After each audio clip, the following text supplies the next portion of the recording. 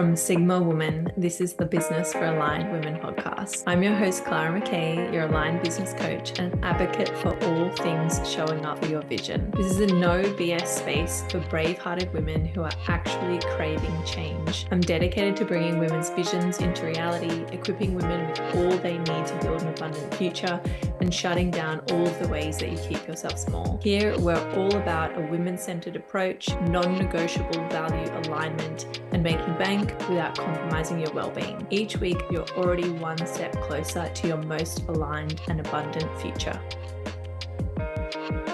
We're jumping into another Success Mindset Series episode today. This is our second one, and we're talking about psychic thinking.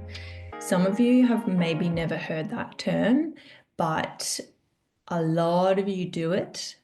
And if you come from the spiritual wellness kind of intuitive side of things, definitely, absolutely 100% need to listen to this episode.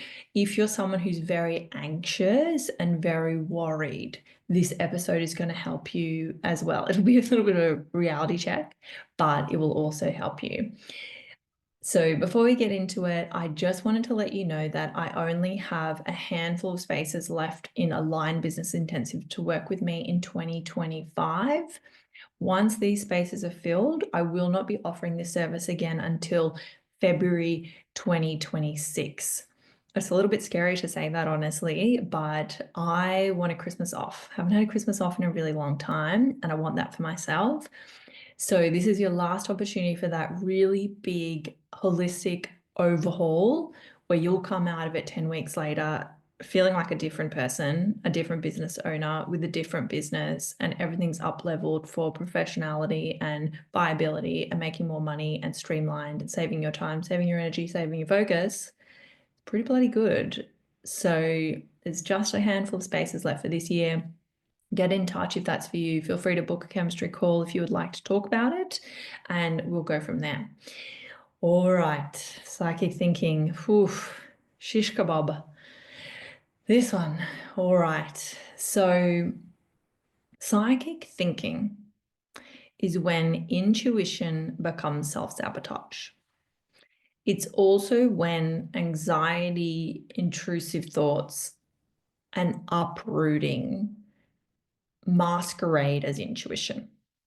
So what I mean when I say psychic thinking is essentially thinking you know what's going to happen. Thinking that and predicting that you know exactly the outcome of the efforts that you put into your business, rather than trying things and seeing what happens and being open-minded, you're led by those psychic predictions that you're making. So let's do a couple of examples of this. It could literally be as simple as, and it can be positive and negative, you saying, I'm going to put this offer out there and 1 million people will sign up and I will be crazily overwhelmed. Or a little bit more negative, this will never work. If I do this, I won't ever get any clients. Also, this one can be really connected to fear of being seen, aka fear of being seen trying, which is a different thing. And I'm just going to say it, and I want you to have your own experience with this. I've had many clients say to me, I know when I show up on TikTok, I'm going to blow up, I'm going to become famous, and my stuff's all going to sell out. And I'm just not ready for that. So I'm not going to put myself on TikTok. The people who have done that and said that to me and who have put themselves on TikTok, that's not what's happened. Probably because they're running with this psychic thinking. Yeah. Not based in reality, not based in practicality, frankly, delusional, frankly, sometimes verging on psychosis. Yeah. If you're really running with that as the truth rather than a mental projection that you've come up with, we're getting into mental health issue territory.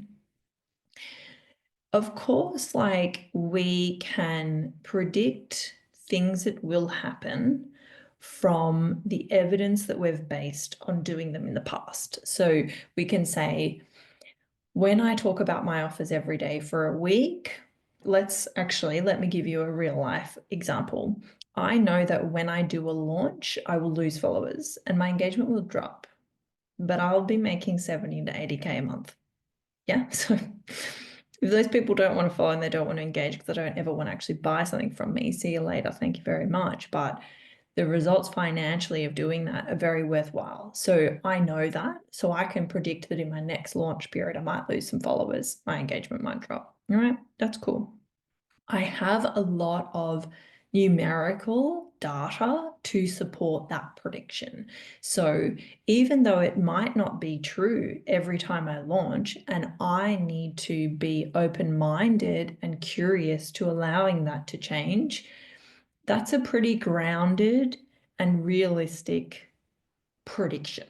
If I was to say, I'm going to do this launch, and in the first week, I'm going to have 180 people sign up, that's probably not going to happen. So, where is that coming from? Where am I pulling that idea from?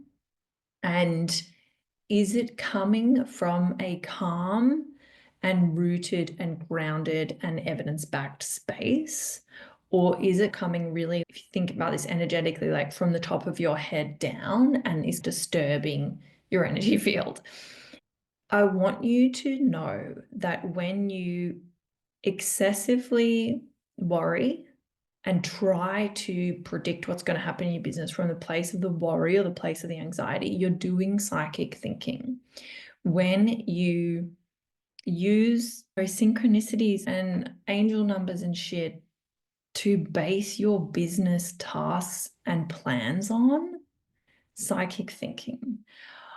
I am at the point in my business now where I don't really get a lot of clients who do this that much anymore.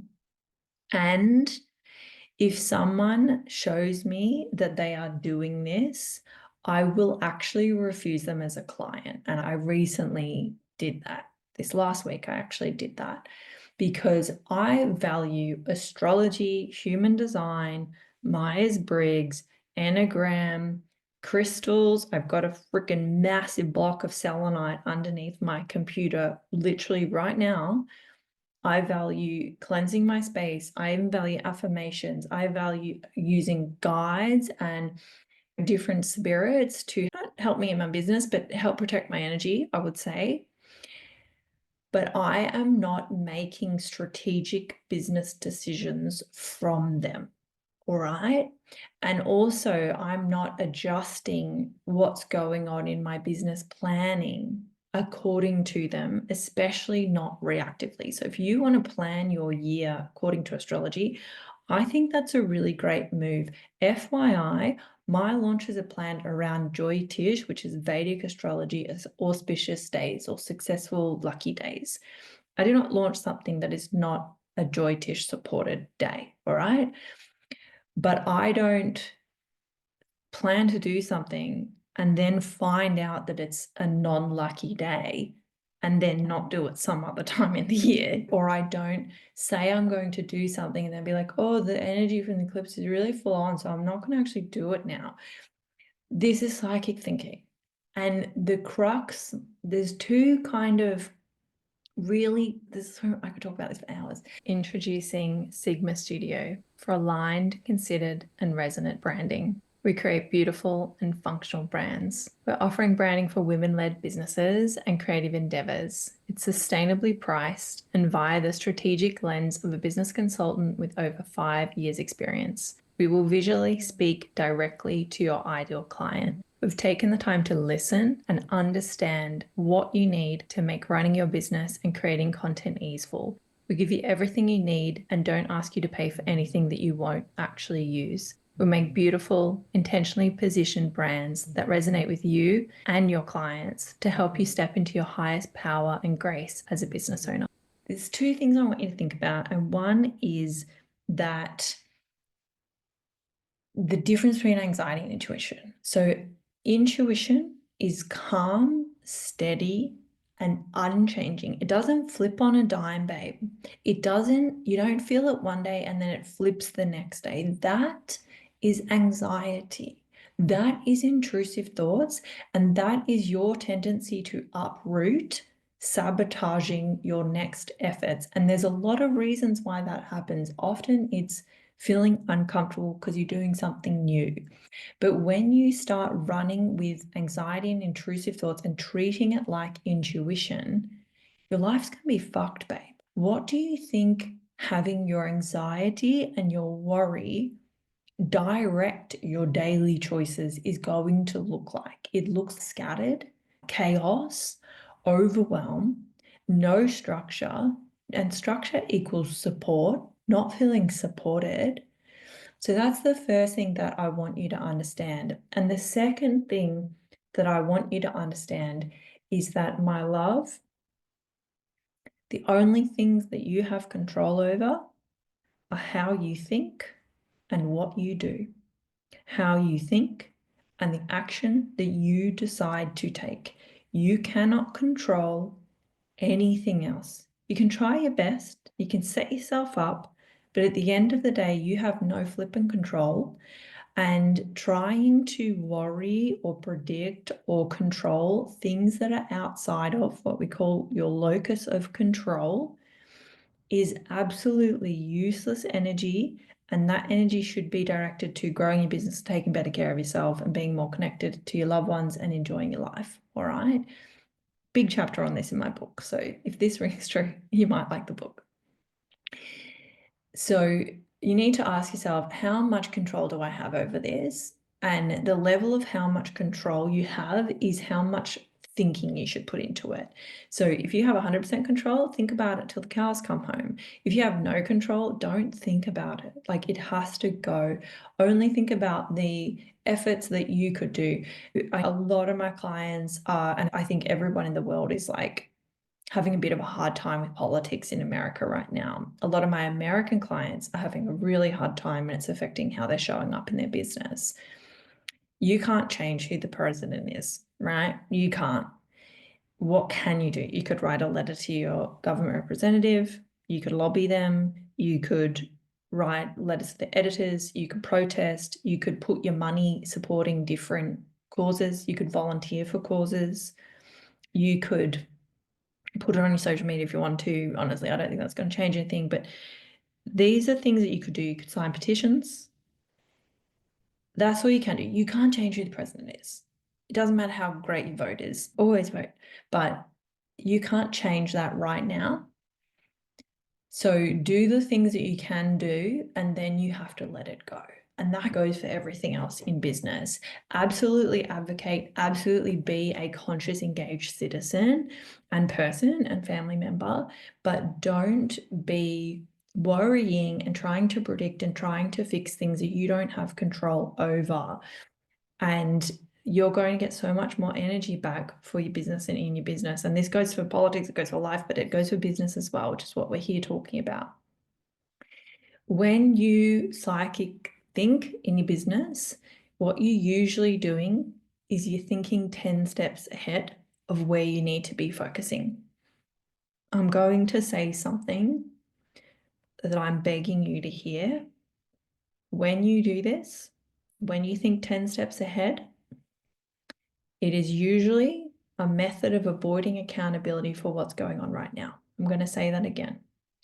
When you focus on 10 steps ahead in your business, it is you avoiding taking accountability for your current situation in your business. Please see that behavior for what it is. When you do it, pause, take a step back, and look at, where do I need to focus right now in this current daily experience? And coming from Alcoholics Anonymous, this idea of the next right thing, the next right step is where you should be focusing, not 10 steps ahead. And there are certain types of neurodivergence, especially ADHD, who do this a lot naturally because of how their brain is wired. So if you have ADHD, this is something that you're going to have to catch yourself out on a lot. And it's a huge energy drainer for anyone at all. Guessing is really unhelpful in business. Sometimes you do have to guess, especially when you're starting, but as a long-term strategy, it's not a good idea. I think I can probably do a whole podcast episode talking about that. But let's leave that for another day. You've got a lot to mull on today. I hope some of it hit. And I just want you to know that regaining your awareness of what you can control and focusing on that is going to give you so much more energy and contentment and fulfillment in your life. So please, for the love of God, listen to me on this one.